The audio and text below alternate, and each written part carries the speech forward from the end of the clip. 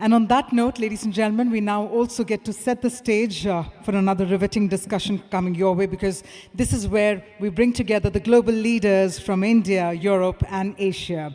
And the underlying theme of this session is all about leveraging technologies in securities markets while mitigating risk. Now, it is only befitting that to take this discussion forward, I now invite on stage the true titan of the banking industry. In fact, he's someone who's played an important role in defining and developing India's banking and financial sector over the last 3 decades. Ladies and gentlemen, please put your hands together to welcome on stage Mr. Uday Kotak, founder and director of Kotak Mahindra Bank. Good morning, friends. We are heading for a fascinating discussion soon after a short presentation by each of the dignitaries who I'm soon going to introduce. I'm going to start with first introducing Mr. Tuang Lee as Assistant Managing Director of Monetary Authority of Singapore. Mr. Lee is responsible for regulation and supervision of capital markets, which includes licensing, supervision of exchanges, clearinghouses, and capital market intermediaries. Mr. Lee also comes with a very interesting educational background. First, from Nanyang University, Technology University, and then a specialization in risk management and financial engineering from Lausanne, Switzerland. Mr. Lee, we look forward to your interaction and participation today. May I invite you on stage?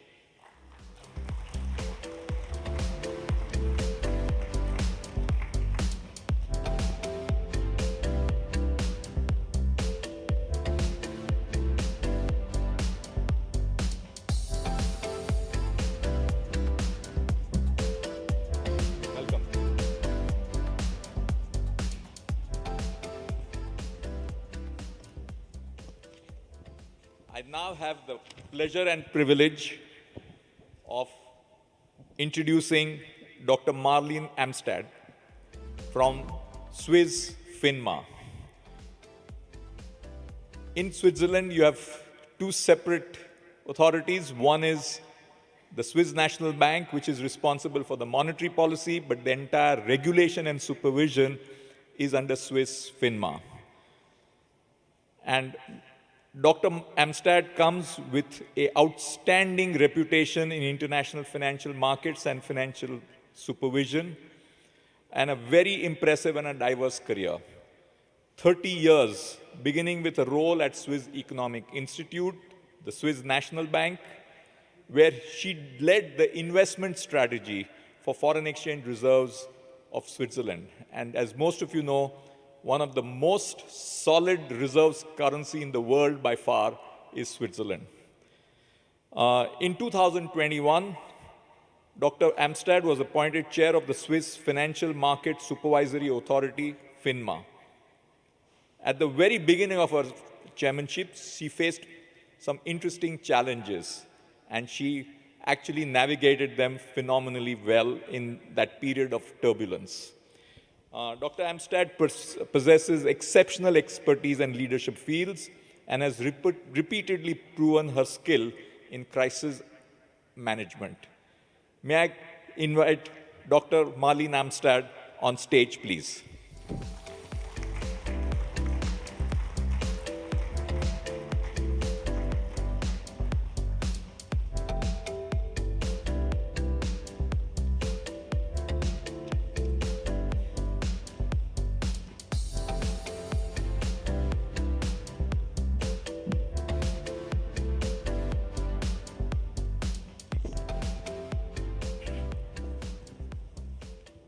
And now, ladies and gentlemen, our own Chairman of Securities and Exchange Board of India, Mr. Tuhin Kanta Pandey.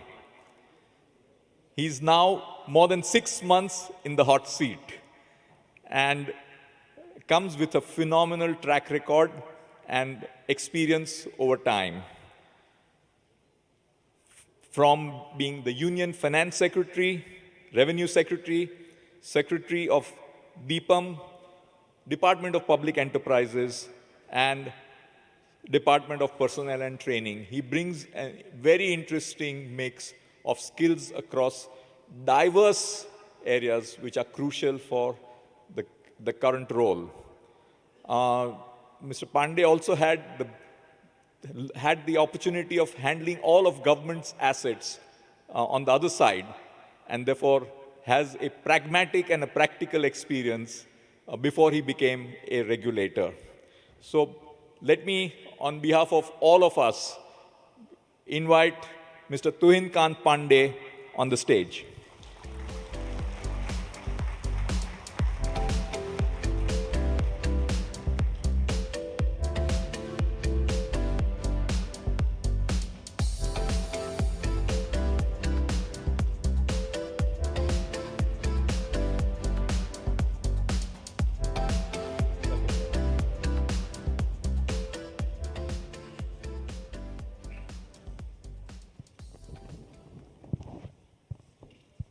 With that, we get going, friends. We'll start with Mr. Tuang Lee to make his presentation here. May I request Mr. Lee, please?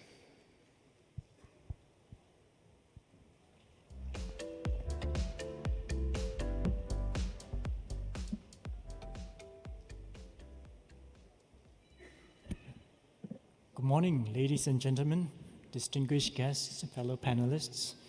First, let me thank SEBI Chairman, Shri Tuhin Kanta Pandey, for his kind invitation, as well as the GFF organizers, PCI, NPCI, and FCC for the kind invitation. It's a very real pleasure for me to come back to Mumbai from a few years ago. Thank you for the opportunity to share on what the IOSCO Fintech Task Force has been doing recently in the areas of crypto and digital assets, artificial intelligence, as well as financial asset tokenization.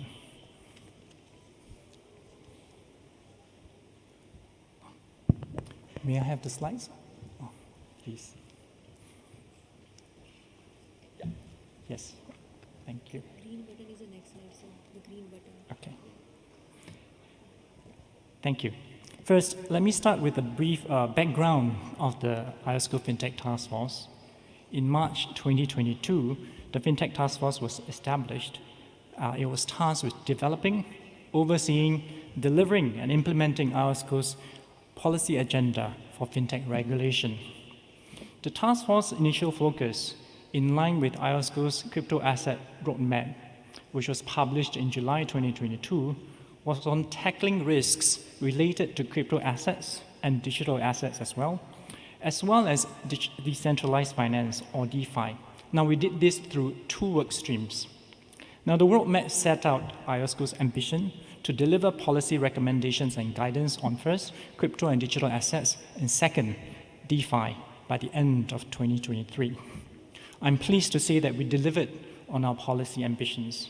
Firstly, in November 2023, IOSCO published final policy recommendations for crypto and digital asset markets, targeting investor protection and market integrity risks in these markets, as well as giving guidance to centralized actors in crypto asset markets, what we term as CASPs, or crypto asset service providers.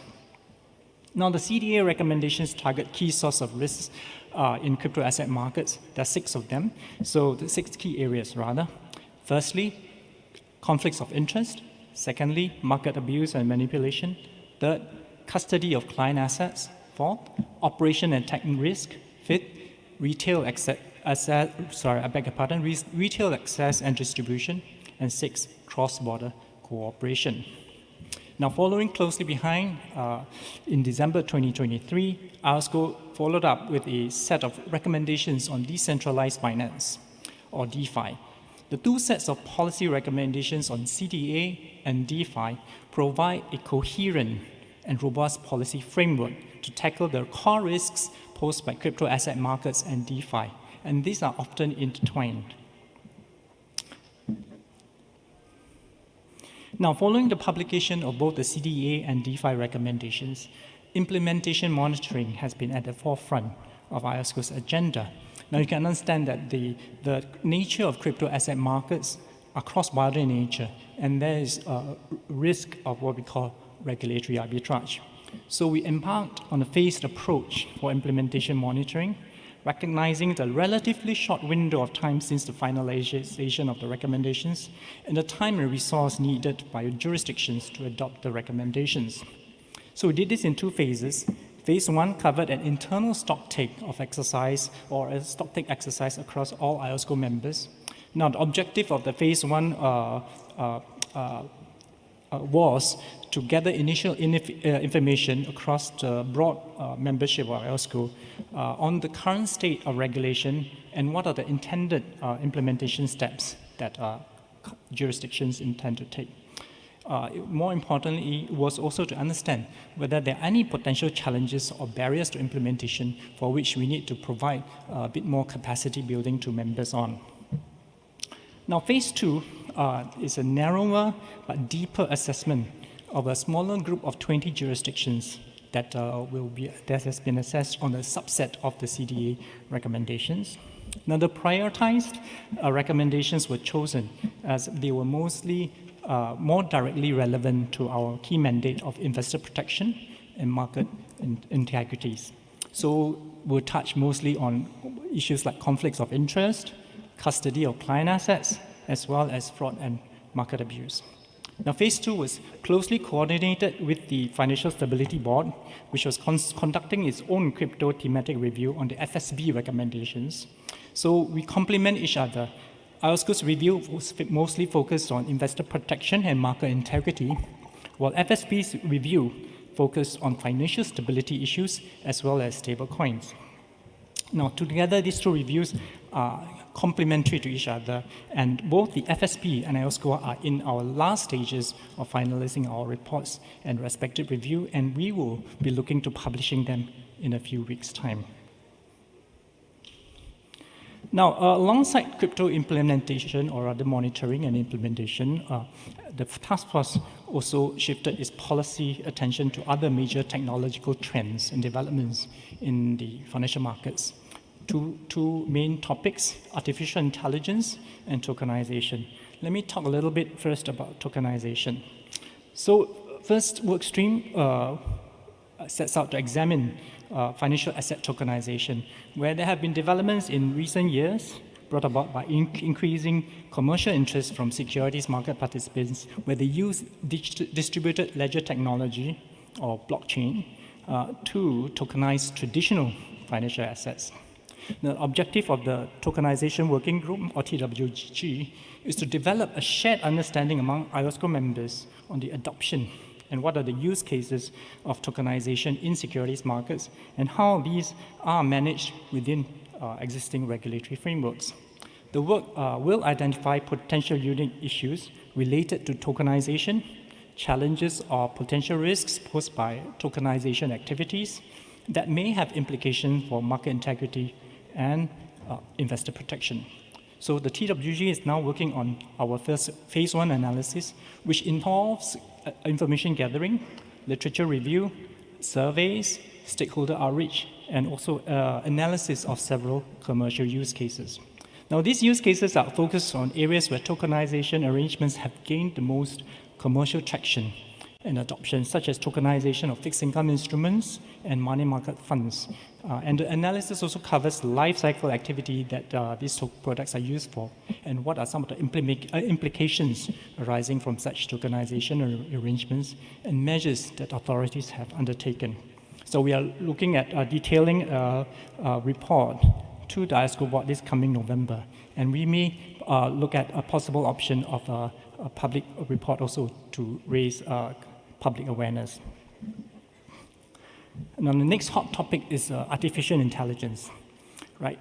So the Artificial Intelligence Working Group was established in March 2024, again, to develop a shared understanding among IOSCO members of what are the issues, risks, and challenges presented by emerging AI technology, as well as to assist members in our respective policy responses. Now, the chairman of IOSCO mentioned earlier, we had an earlier 2021 report where a lot of the key elements remain very relevant. things like data quality, good governance, and making sure that we have expertise in the teams that look after AI. Now, what has changed since the phase 1 report? One big change, as we all know, is the advent of generative AI, or large language models with ChatGPT. Just to give a few statistics, when ChatGPT was first launched, within a week it has gathered 5 million users. Today, as I last checked, as the middle of 2025, it has gathered 800 million users, almost reaching 1 billion. And there are 2 to 5 billion prompts every day. So this is at the extent of how generative AI has grown very, very exponentially. Now, the phase 1 report was approved by the board at its March 2025 meeting and was published on the 12th of March. So with the completion of its phase 1 work, AIWG has begun on the phase 2 work to be developed in 2 tranches. Namely, first tranche is what we call a toolkit of regulatory approaches to evaluate the use of AI systems. And the next tranche will be a review of industry practices on the disclosure, reporting, and governance of AI systems. Now, let me give you a bit of an overview of what we found out in phase 1. So firms, we found, are increasingly using AI systems to support decision-making processes in applications and functions such as robo-advising, algorithmic trading, investment research, as well as sentiment analysis. AI use cases are also expanding to enhance surveillance and compliance functions, particularly in anti-money laundering and counter-terrorist financing measures. Firms are also considering the use of more new advancements in AI, such as large language models and Gen AI, to support internal operations and processes, task automation, enhancing communication, and also to improve risk management. Mostly internal use cases for now for generative AI, so they haven't gone into customer-facing in a large way, but increasingly we are seeing some activity there. Now, the risks most commonly cited during our information gathering efforts include the malicious use of AI, model and data considerations or risks, concentration, outsourcing and third-party dependencies, and risks that may emerge from interaction between humans and AI systems. Now, it's so ubiquitous, and sometimes the humans don't even realize that we're actually interacting with an AI. Now, industries' practices continue to evolve. Some financial institutions are incorporating AI into risk management, as I mentioned, and also looking at traditional governance structures to manage AI, while others are establishing bespoke or unique structures or governance mechanisms for use of AI. Let me also touch a little bit on the regulatory responses by IOSCO members. Some IOSCO members are using existing regulatory framework to regulate AI activities, so taking essentially a tech-neutral approach to this. Others are developing very specialized framework to address the unique challenges posed by AI. The EU AI Act is one such example. There also have been voluntary standards that have been developed and that could also be used by regulators. One example is the NIST AI Risk Management Framework 1.0, issued by the US Department of Commerce's National Institute of Standards and Technology. Now, what are some of the potential future exploration? The report that I mentioned also highlighted 2 potential areas of future exploration in addition to the phase 2 work that warrant further consideration by IOSCO. Sorry, not 2, more than 2. So first, we need to educate investors about the increased risk of AI-based investment fraud. Secondly, there's also a need to strengthen information sharing and cooperation on AI risks and the use of AI, in the risk arising from the use of AI within the financial market industry. And third, enhancing information sharing and cooperation in the supervisory community on the use of AI and particularly the risks of AI. And fourth, what are some of the technical assistance and capacity building initiatives that IOSCO can do for our members? Now with that, sorry, this was the slide that I failed to launch. So these are the summary of what I just mentioned, about what are the common use cases, risks and challenges, responses taken by IOSCO members, as well as the potential future exploration in terms of the areas that we can focus on.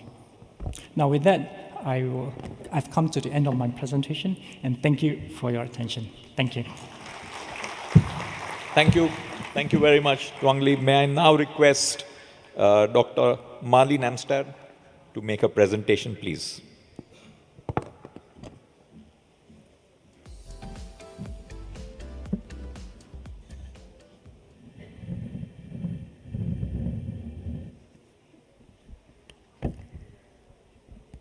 Distinguished guests, ladies and gentlemen, it is a privilege to address the Global Fintech Fest here in Mumbai, India's leading financial hub and a city that stands as a living symbol of growth, innovation, and digital ambition. I would like to begin by expressing my sincere gratitude to the organizers, and particularly also to Tuhin, the chair of SEBI, for the warm welcome. And my thanks also go to our moderator, Mr. Kotak, for the kind introduction. India and Switzerland may be thousands of miles apart, yet we are joined by a profound commitment to technology and innovation. India is renowned for its world-class IT capabilities, powering digital transformation across the globe. Switzerland is known for precision engineering, and our financial center thrives on that engineering mindset. Technology is more and more vital to finance. With the rise of artificial intelligence, this is even more true. New technologies empower customers and institutions, but it also challenges regulatory frameworks and operational resilience. As supervisors, we cannot remain on the sidelines. We must understand, anticipate, and responsibly harness these technologies for the public good. It is a pleasure to be here today, speaking on a subject that has the potential to fundamentally reshape how we approach financial supervision. Supervisory technology, or subtech. As the global landscape evolves, so too must the tools and strategies we as supervisory authorities use to ensure effective supervision and regulation. With this in mind, I will do two things today. First and foremost, I will share insights from a global stocktake on subtech led by IOSCO, and I will walk you through the main findings of the IOSCO subtech survey, highlighting the most significant trends, challenges, and opportunities we see as supervisory authorities explore and implement subtech. Second, I will briefly also offer a practical perspective from Switzerland and showing how we are translating subtech from a high-level strategy into a day-to-day supervisory work. In the light of the transformative impact of technology on financial supervision, IOSCO launched a strategic initiative that FINMA had the honor to spearhead.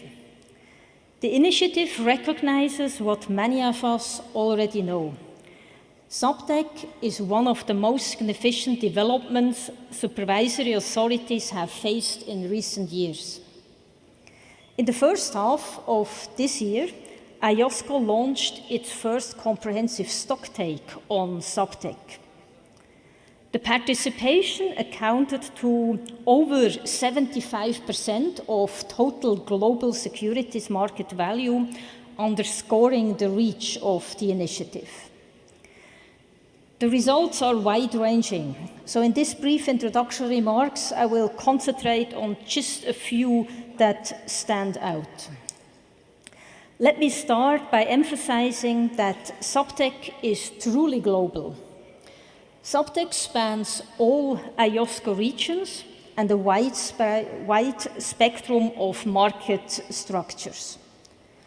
While the means may differ, essentially every supervisory agency engages in SupTech in one way or the other. This global perspective allows us to explore a crucial question. Does technology create greater differences between jurisdictions, or does it enable them to catch up? The results in this survey suggest the latter. When implemented pragmatically, SupTech can help level the playing field across jurisdiction. Interestingly, it also revealed that smaller authorities, such as FINMA, and those in emerging markets, increasingly view SupTech as a strategic opportunity to enhance their supervisory capacity. Second, what are the goals that supervisory authorities aim for when engaging in SupTech? As shown in this chart, efficiency and effectiveness are the dominant drivers. Authorities are looking for ways to be faster and more impactful in their supervisory activities. But it's not only about speed, and it's not just doing the same things more quickly. A close second driver is to gain deeper insights. SupTech as a tool to gain deeper insights is particularly important in conduct supervision, where the quickly understanding different relationships between different data points is critical. But we also asked the inverse question. So why is SupTech not being used, or what are the risks of SupTech? Here, clearly, cyber and data security emerged as the most significant concerns. Cyber risks are therefore a double-edged sword. They are both a reason to adapt SupTech and a reason to be cautious. Another key barrier is third-party and operational risks. Many members are cautious about depending on external providers or technologies they can't fully control. What's particularly interesting and noteworthy, I feel, is that staff redundancy is almost never cited as a reason for SupTech adoption. Only 4% of respondents listed it as a goal. So this underscores a broader truth. SupTech is not about replacing human supervisors, but about empowering them. Third, what use cases and which technology do supervisors use? SupTech use cases are broad and continue to be expanded. Investor protection and capital market supervision remain the most common application areas, but its use is also growing in fields such as anti-money laundering, licensing, and compliance assistance. One notable area where interest is particularly rising, noted here by this arrow in the chart, is the supervision of digital assets. As products and venues and business models evolve quickly, SupTech provides the analytical framework to monitor behaviors, detect anomalies, and ensure fair and orderly markets. Another question we asked was, which technology do supervisors use? Well, here clearly artificial intelligence, including machine learning and natural language processing, now stands out as the enabling force for SupTech. It is the lever that turns large, uncategorized data into usable supervisory intelligence. Interestingly, by contrast, DLT, the distributed ledger technology, once at the center of many conversations, ranked near the bottom for immediate supervisory relevance in most jurisdictions. This does not in any way invalidate DLT. It simply urges caution regarding the speed at which the most relevant technology might change. And with this, let me turn briefly to some practical example, and let me emphasize that just yesterday I had the opportunity to learn about several of SEBI's use cases. I was most impressed, and you will surely hear more about those applications later directly also from SEBI. But just a few words on how FINMA in Switzerland is putting SubTech into action. Well, Switzerland is one of the world's most diversified and globally connected financial centers. It's home to over 250 banks, nearly 200 insurance companies, and a vibrant asset management and market infrastructure ecosystem. FINMA, as the integrated supervisor, has a panoramic view across these sectors. That vantage points gives us some sort of a front row seat at the intersection of finance and technology. Well, high quality data clearly is the foundation of any successful SubTech program.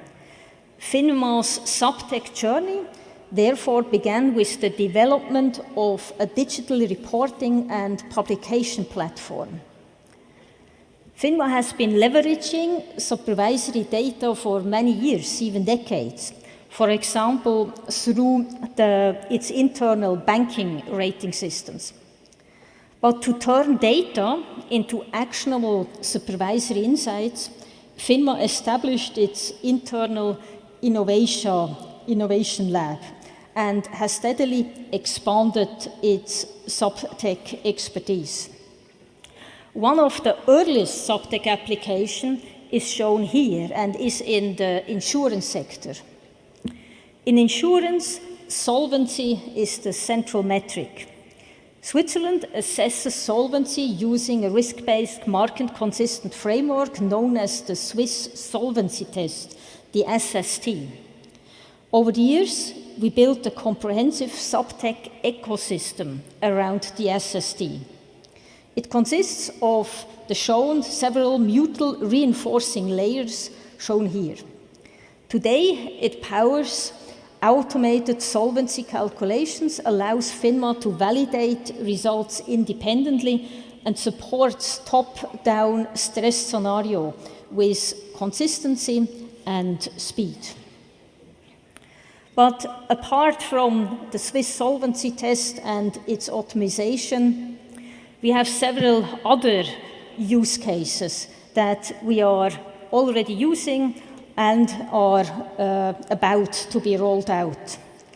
The first one I want to mention is a news and social media sentiment analysis for supervised institutions, combining keyword extraction, clustering, and topic modeling for early warning signals. The second application I want to mention here is on insider trading analytics platform.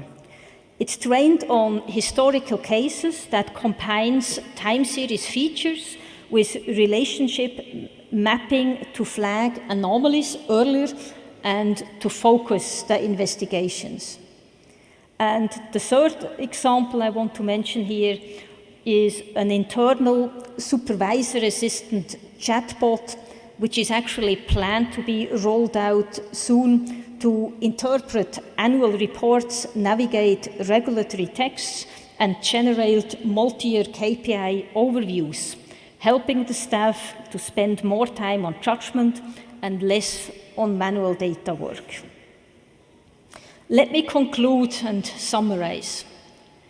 Across the globe, one message is clear. Subtech is no longer experimental. It is emerging as a core pillar of financial supervision worldwide, strengthening market integrity, resilience, and public trust. The strategic challenge ahead is to scale what works and to do so safely. That means starting with data quality and secure infrastructure. If possible, building reusable, open components where feasible, and embedding cooperation into the operating model so that insights and tools can travel across borders. I'm sure India, with its long-term proven tech abilities, will play an important role in this transformation. None of this diminishes the role of the human. On the contrary, it elevates it. Subtech can even help supervisors to focus on judgment, proportionality, and principle-based decision-making. AI and advanced analyticals are powerful, but it's our responsibility to ensure they are aligned with the mandates we serve, protecting investors, ensuring fair and efficient markets, and safeguarding financial stability. As the financial world becomes more complex, our supervisory tools must become even more intelligent. If we work together, supervisors, innovators, and the industry, we can ensure that technology strengthens the system we are all here to protect. Thank you very much for your kind attention.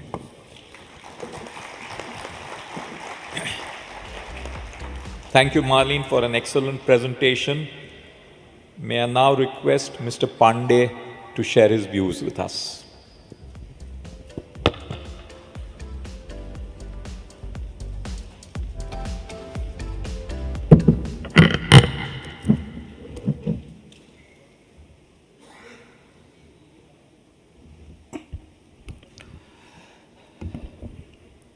First of all, I thank Mr. Jean-Paul, ISCO Board Chair, for the video message. Dr. Marlene Amstad, Chairperson, FINMA, Switzerland. Mr. Tuang Lee Lim, Assistant Managing Director, Monetary Authority of Singapore. Mr. Uday Kotak, Founder and Director of Kotak Mahindra Bank. Ladies and gentlemen, a very good morning to you all. It's a pleasure to be present here today amongst this august gathering of distinguished leaders, innovators, and thinkers who are shaping the financial ecosystem of tomorrow. At the outset, I must thank the organizers for organizing Global Fintech Fest 2025, which provides a valuable platform to innovators, policymakers, and industry leaders to exchange ideas, showcase emerging technologies, and share best practices across sectors and jurisdictions. Such dialogues not only encourage innovations, but also help us learn from diverse experiences around the world. By fostering collaboration between technology and regulation, forums like this help build a financial ecosystem that is more efficient, transparent, and inclusive, ultimately benefiting markets, institutions, and the investors alike. Over the period of time, the Indian capital market has undergone a profound transformation. What was once a system defined by paper certificates and long settlement cycles is now one of the most technologically advanced markets in the world, fully dematerialized, seamlessly digital, and remarkably transparent. Today, the Indian securities market is being shaped by the powerful convergence of technology, reforms, and investor trust, creating an ecosystem that is vibrant, resilient, and inclusive. This transformation has been driven by both innovation and intent. Innovation by market participants and intent by the regulator to enable and facilitate the responsible shifts. Today, whether it is the way investors open an account, the speed at which trades are settled, or the safeguards for mitigating risks are built, technology is at the core of every step. Over the last 5 years, we have seen a multifold rise in investor participation, which has now grown to 134 million. This expansion in investor base has been facilitated by tech-driven, simplified onboarding process, increased access, and wider awareness. The adoption of electronic eKYC processes,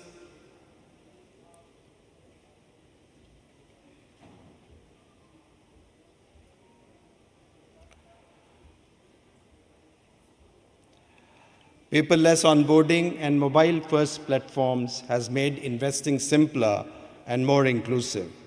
Retail investors, especially from smaller towns, are now able to access products and platforms that were once confined to metropolitan India. SEBI, in collaboration with market infrastructure institutions, industries bodies, intermediaries, and participants, has been facilitating an ecosystem that harnessed technology to improve efficiency, build resilience, and investor trust.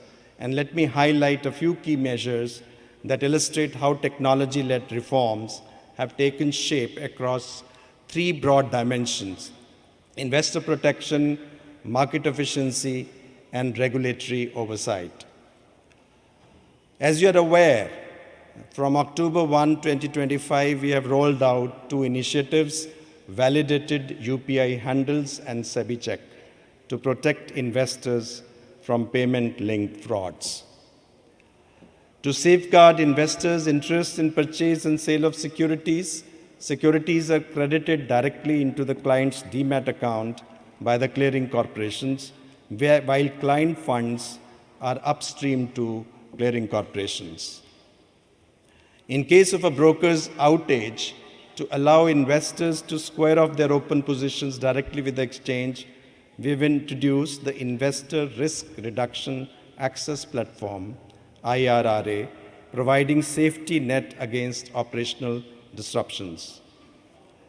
The Unified Investor app, launched jointly by the 2 depositories, gives investors a consolidated view of their holdings, transaction history, e-voting options, and even proxy advisory recommendations, all in one place.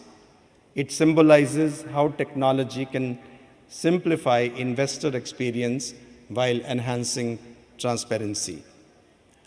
We have enabled investors to voluntarily freeze their trading accounts, much like blocking an ATM card if they detect suspicious activity. We have launched a new version of SEBI Complaints Redressal System, SCORES, to strengthen the investor complaint redress mechanism. And unidentified, unclaimed assets in the securities market, in order to really prevent, we have enabled the DigiLocker to allow investors to fetch and store mutual fund and demat holding statements, so that should there be a contingency, the inheritors should be able to easily access those. Now, these are all initiatives, technology-based, which are empowering and protecting investors. Let me come out a few technological interventions to enhance market efficiency. On the efficiency front, one of the landmark reforms has been the move to a T+1 settlement cycle, making India one of the first major markets globally to achieve it. This has improved liquidity, reduced counterparty risk, and given investors faster access to funds. In a first-of-its-kind redundancy model, we have developed a 2-way portability module across clearing corporations in our securities market. The third, the application supported by blocked amount, we call it ASBA, first introduced for IPOs, now extends to secondary markets through a UPI blocked framework, ensuring smoother, safer, and more convenient transactions. Let me just cite a few instances how we are strengthening oversight through technology, the SupTech, which Marlene mentioned. Technology has become the regulator's most potent ally. Leveraging technologies, our supervisory process, we conduct off-site inspections, supervise market infrastructure institutions, and do continuous monitoring of intermediaries. To enable real-time oversight and to relieve the reporting burdens on businesses, we have introduced system-driven disclosures. SEBI's Data Analytics and Digital Forensics Laboratory uses advanced analytics, AI/ML models to detect complex market manipulation patterns and network-based frauds. Our in-house social media monitoring systems are actively identifying and acting against unregistered financial influencers and misleading content. These initiatives reflect our openness towards adoption of technology both within the organization and on the broader capital market ecosystem. Yet, we must acknowledge that every leap in technology brings its own set of risks. Cybersecurity threats have the potential to create systemic disruptions. A single data breach or operational glitch can have cascading effects across interconnected systems. As market participants increasingly rely on third-party service providers and cloud-based platforms, new vectors of risks emerge, sometimes beyond traditional regulatory parameters.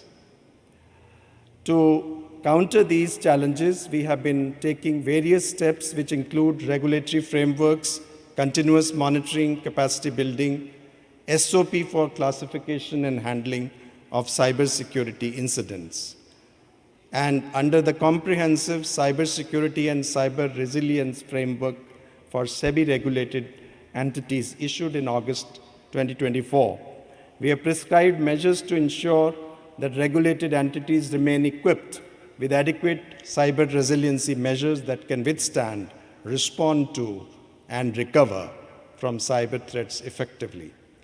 But resilience is not a one-time achievement. It's a continuous process of learning, adapting, and anticipating. So what's the road ahead? As we look to the future, we envision a securities market that is not only efficient and resilient, but also deeply inclusive, powered by innovation and technology for the benefit of all participants. Under SEBI's Innovation Sandbox, Fintechs are testing the applications of blockchain technology in security market. Further, to address post-quantum cryptographic issues, SEBI has prepared an action plan as well as capacity-building initiatives on quantum readiness of its regulated ecosystem. But the resilience cannot be built by the regulator alone. It's a shared responsibility among market infrastructure institutions, intermediaries, fintech innovators, and indeed all of us in this ecosystem. As we enter the next phase of this transformative journey, the collaboration between fintech innovations and regulatory foresight will determine not just how fast we grow, but how safely we grow. India's capital markets today are among the most efficient and technology-driven in the world, but our true strength lies in resilience of the market ecosystem and the inclusion of all stakeholders. So as we stand at this confluence of technology and finance, the opportunity before is immense.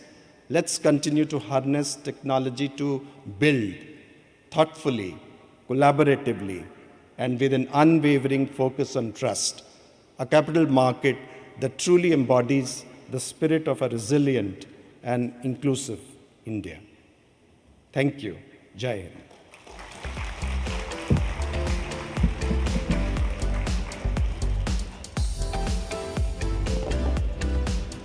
Thank you, Mr. Pandey. And we've had three, at some level, a commonality of theme, but also diverse perspectives across the three speakers.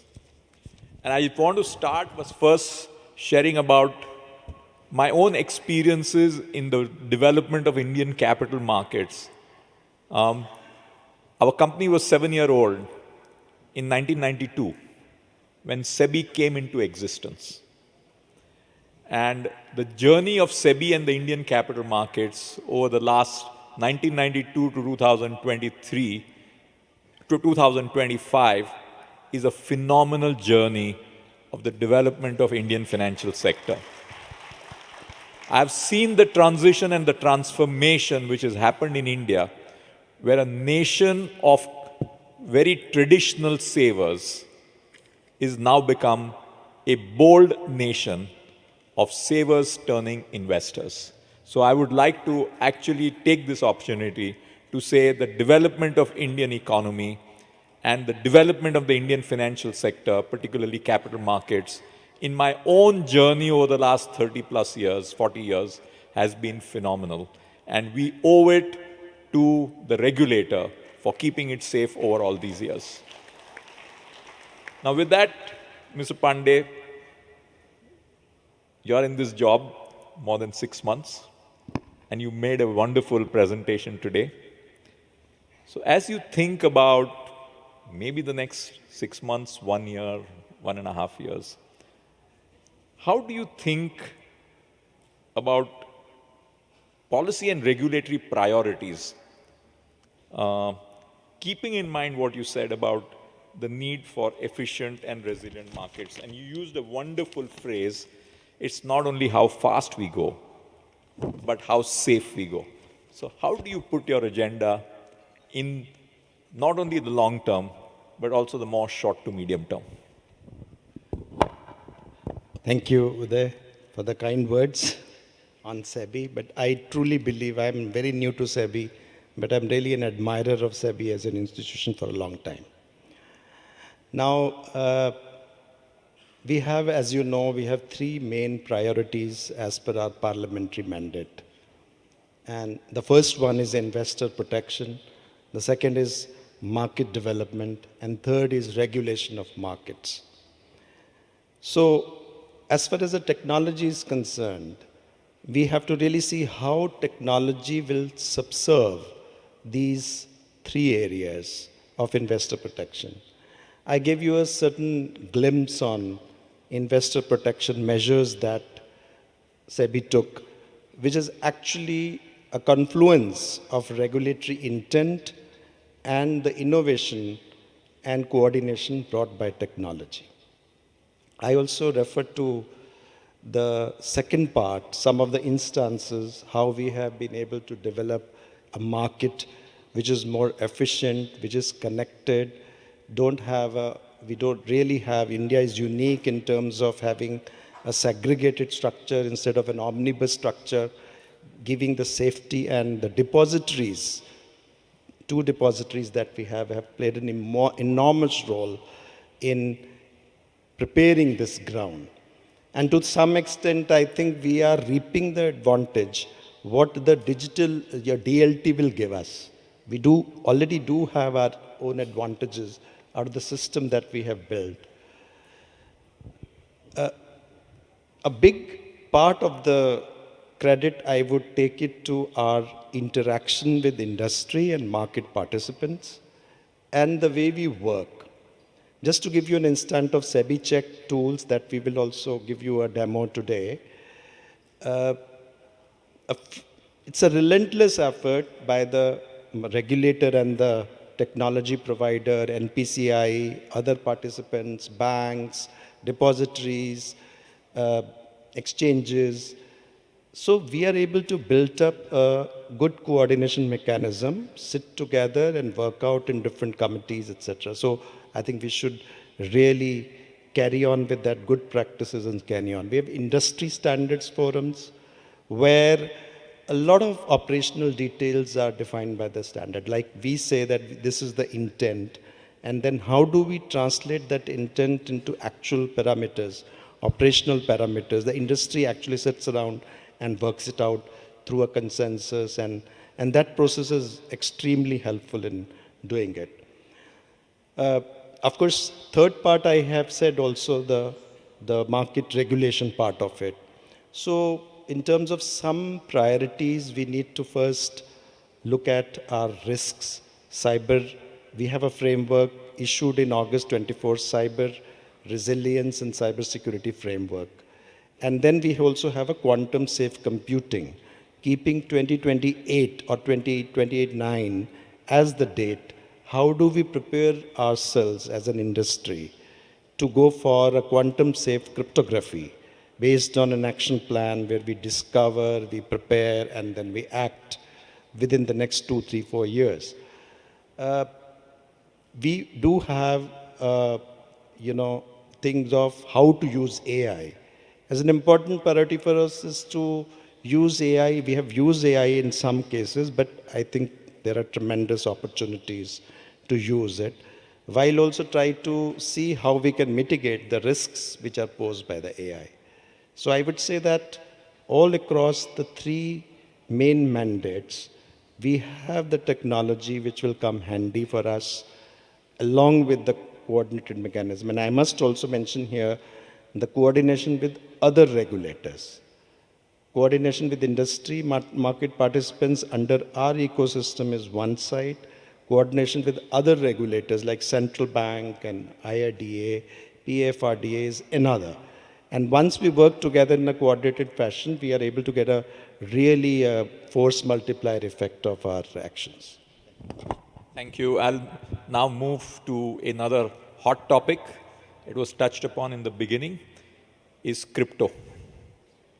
As India navigates through its thought process on crypto, Tuang Lee, especially with your educational expertise on financial engineering, and also your good understanding of this aspect, how do you think about crypto, both from a markets, practitioner, regulatory, broader global financial system, as we think about our future? Thanks, Uday, for that question. Now, I think the main thing about crypto is that we often commingle the concept of crypto with the underlying technology, which is distributed ledger technology, which Marlene mentioned earlier. So I think my own thinking is this: when it comes to crypto, we have to delineate the use case from the technology. So the use case is, of course, crypto, where you use distributed ledger technology to kind of represent a kind of a payment instrument or what do you call a token in a distributed ledger ecosystem. So the technology is neutral. So you can use the DLT for tokenization. You can use it to issue what we call a CBDC, a stable coin, and also you can use it to issue a cryptocurrency. So in case of crypto, the thing about cryptocurrencies is that it's highly volatile.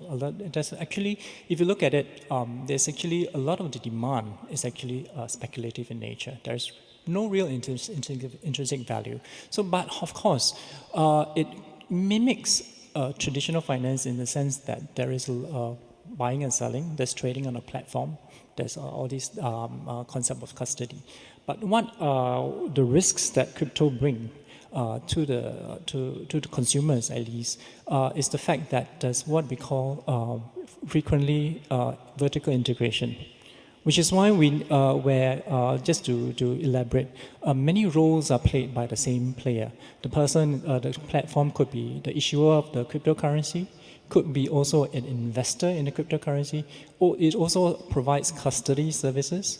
At the same time, it organizes a kind of a trading platform. So all this vertical integration in traditional finance is actually very strictly segregated, right? So consumers or the members of the public that actually trade in cryptos or participate in the platform may not actually realize that actually there are a lot of conflicts of interest in a particular service platform, which is why in our IOSCO recommendations, one key area that we needed to address was that of conflicts of interest, right? How do you, as a platform provider, service provider, make sure that you have addressed all these conflicts, right? So that's one.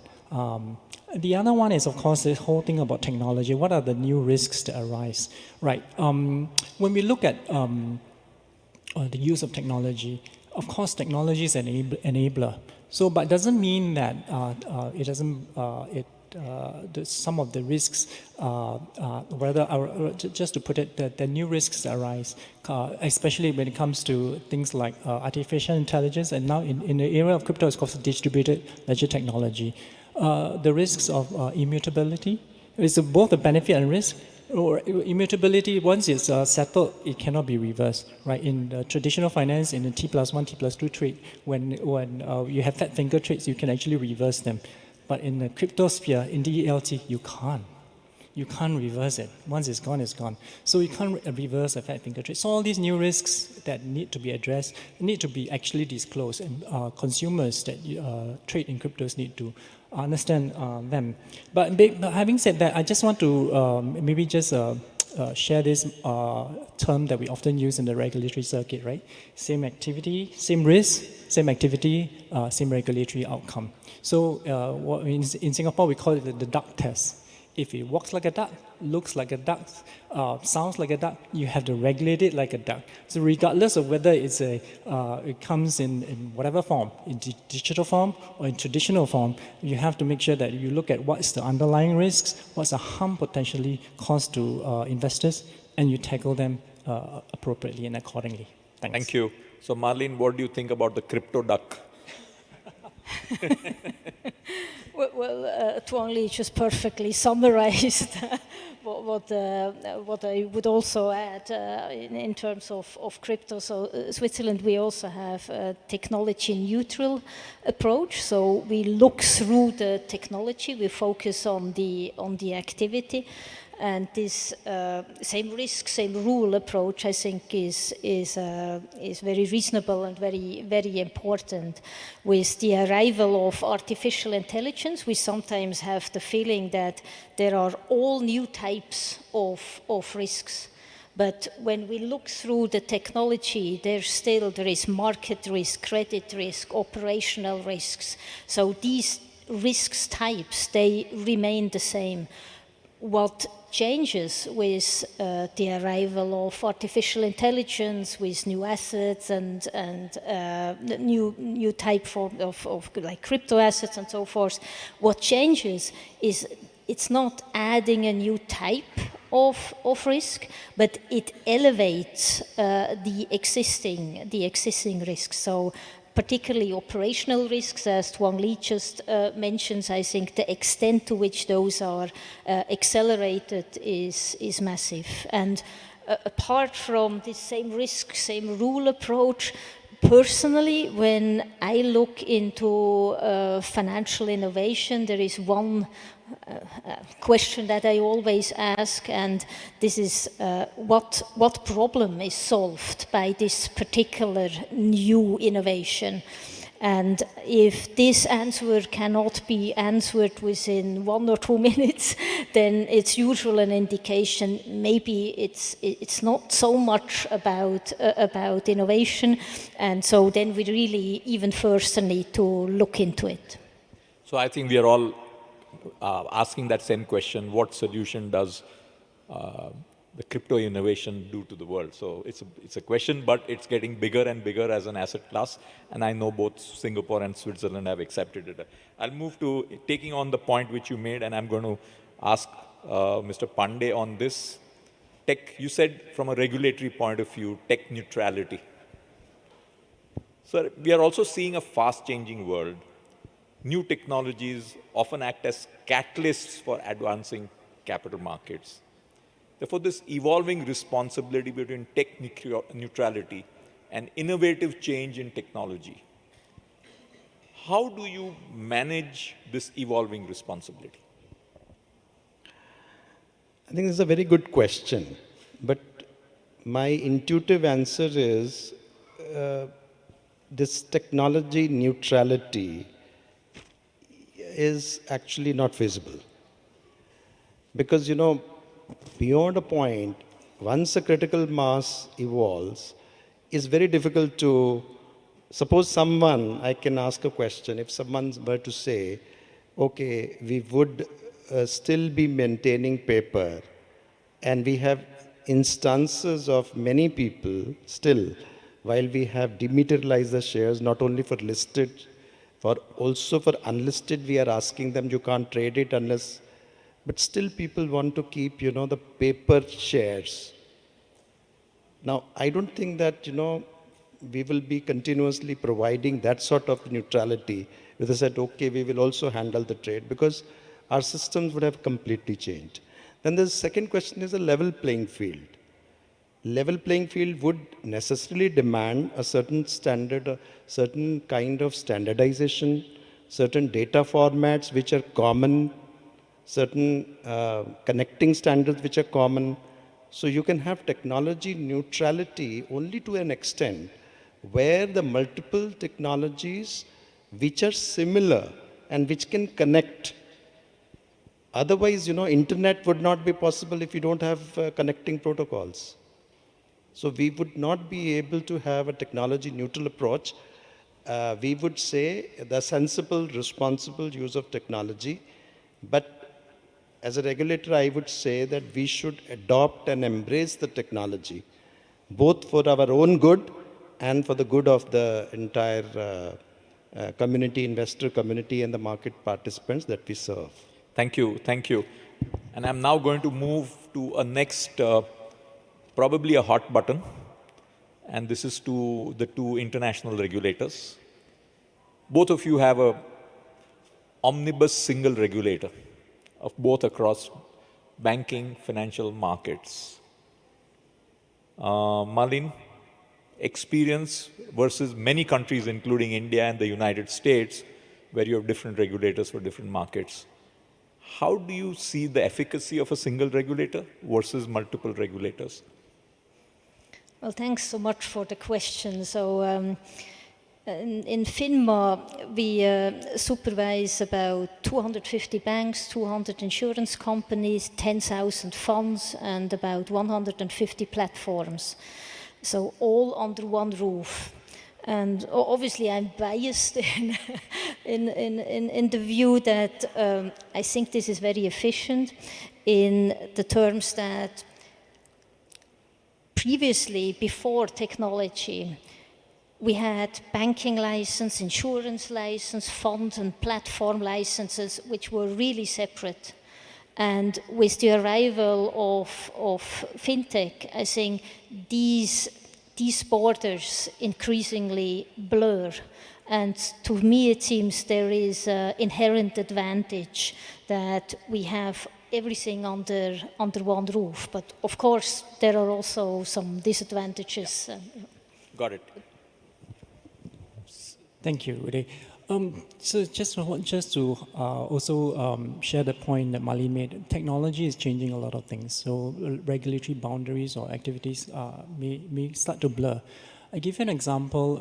We have what we call a mutual fund service provider that offers, that partners with a payment service provider to allow consumers to spend using a debit card that's linked into a money market fund that they actually invest in. So is it now a payment type of instrument, or is it a banking-like type of creature? So the lines start to blur. So when you have an integrated supervisor, there's a bit more efficiency in coordinating across within the organization. So that's where I think the benefit is, because technology is moving very fast, and technology is no respecter in a way. It's like water, right? It flows, right? So it doesn't really move with regard to our traditional legal or regulatory boundaries. It's technology, and innovation continues to take place. So that's where I think the benefits are. Because after all, Singapore is a small country, and it's easier to have one-stop shop and easier coordination. But of course, for large countries, the efficiency gains could be within the sector itself, and then of course there's importance in coordination across agencies as well. There are different models, there are different ways of doing it, but of course with the advent of technology, the most important part is not whether you're integrated or not. I think the important part is how the different functions are coordinating across to make sure that there are no regulatory gaps. Thanks. Thank you very much. And with that, I'll go to, I know we're running out of time. This is the last point which I want to make is on October 1, SEBI has introduced a standard UPI handle at Valid for payment by investors to securities market intermediaries. This is basically an initiative to help mitigate fraud in the securities market. May I now request a short video on that to be presented, and after that, I'll request Chairman SEBI for his last words on the session.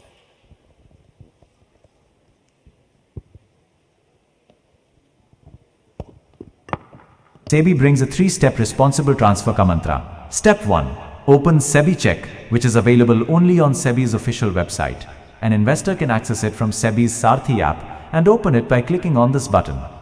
Or you can also open the SEBI check from SEBI website, which is sebi.gov.in, and there, by clicking on this button, through SEBI check, one can verify the authenticity of an @valid UPI ID just by scanning an intermediary's QR code or by typing the UPI ID. If you are using NEFT or RTGS, you can also verify the authenticity of an intermediary's bank details using their bank account number and IFSC. A correct, validated UPI or bank's details will be shown in green text with an option to copy it directly to be pasted into your UPI or bank app. In case of an invalid UPI, the text would appear red, warning the investor.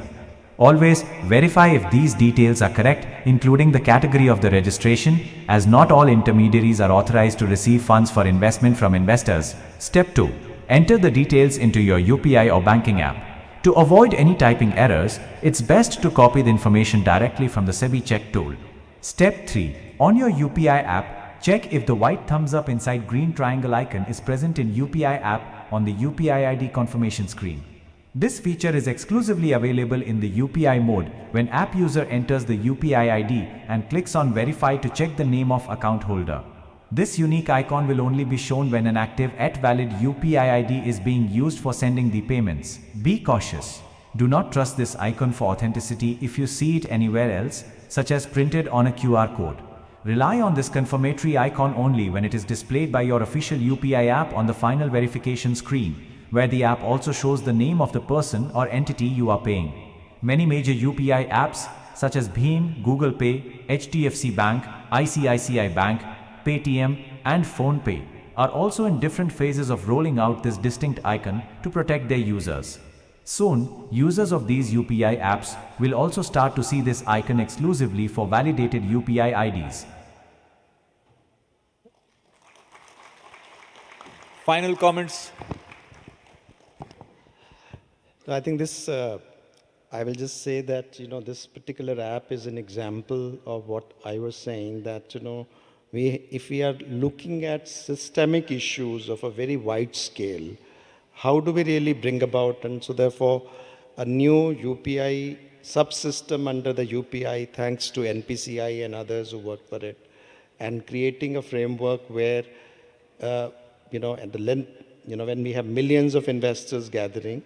Now, this is only a beginning, because the next challenge for us is to reach it out to as many people as possible through a campaign which we are going for it. We have SEBI versus scam campaign going on, and now the next phase is also going to be there, and we would be propagating this message to everyone, the new investors as well as the old investors, to adopt these very simple things in order to check the frauds which they are being perpetrated on them, particularly on the investment side. Thank you. Thank you very much. With that, we bring the session to an end. I thank Marlene, Tuang Lee, and Mr. Pandey for this session, and thank all the audience. Thank you very much.